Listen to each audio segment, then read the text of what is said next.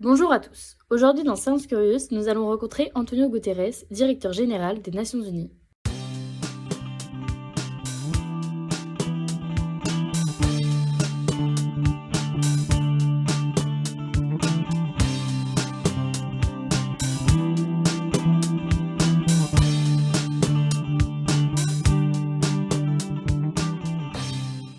Antonio est né en 1949 à Lisbonne. Il a donc la nationalité portugaise et y a passé toute sa vie. Il a commencé sa vie par des études qui n'ont rien à voir avec la politique, car il obtient à ses 22 ans une licence en électronique.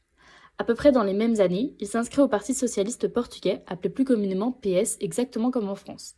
Sa vraie carrière politique débutera en 1974 lorsqu'il devint chef de cabinet d'un secrétaire d'État chargé de l'industrie et de l'énergie. Pour expliquer ce métier, c'est être en quelque sorte le bras droit d'un haut fonctionnaire d'État au Portugal, ici qui s'occupe plus particulièrement de l'industrie et de l'énergie. Puis à peine un an plus tard, il démissionne de ce poste car il se présente pour être député d'une région au centre du Portugal.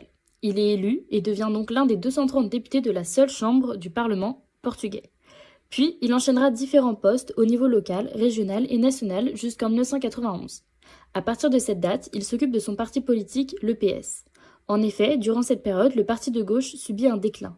Il perd 3 fois de suite les élections des députés, n'obtenant pas la majorité. Antonio Guterres décide donc de reprendre les choses en main et se présente pour être secrétaire général de ce même parti. Il est élu avec une bonne majorité et devient donc la tête de l'opposition. Puis, en 1995, il est choisi par le président socialiste également, Mário Soares, pour devenir le Premier ministre de la République du Portugal. Dans ce poste, il prendra quelques mesures, notamment pour terminer de créer la communauté des pays de langue portugaise. Cependant, il ne fera pas avancer le Portugal sur le droit à l'avortement car il y est fortement opposé. Néanmoins, il est connu car le Portugal doit à Antonio Guterres une amélioration sur sa situation économique. Grâce à cela, le Parti socialiste obtiendra une nouvelle fois la majorité et Antonio Guterres est une seconde fois Premier ministre en 1999. Mais ce second mandat est plus compliqué en particulier à cause d'affaires de corruption au sein de son gouvernement. En 2000, les élections régionales sont une nouvelle fois remportées par le PS, mais les élections locales ne le sont pas. Des années compliquées attendaient donc le parti de gauche. Antonio Guterres préfère se retirer du pouvoir ainsi que de son parti politique et ne se présente plus pour en être à la tête.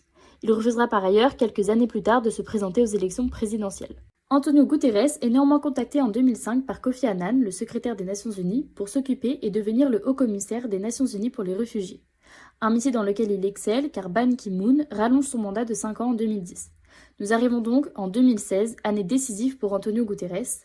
En effet, le Premier ministre portugais de l'époque annonce en janvier vouloir candidater pour que Guterres devienne le secrétaire général des Nations Unies.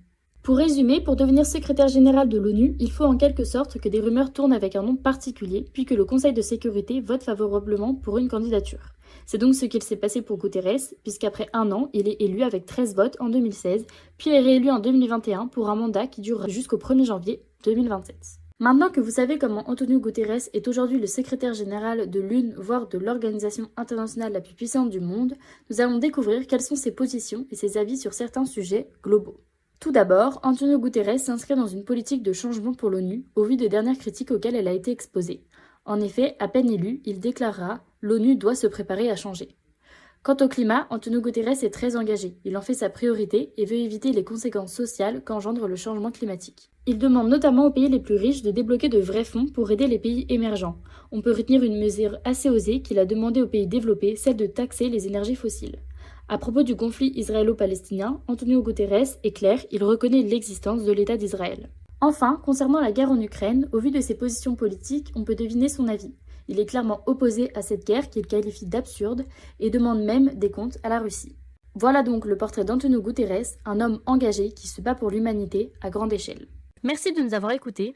N'hésitez pas à vous abonner, commenter et partager ce podcast.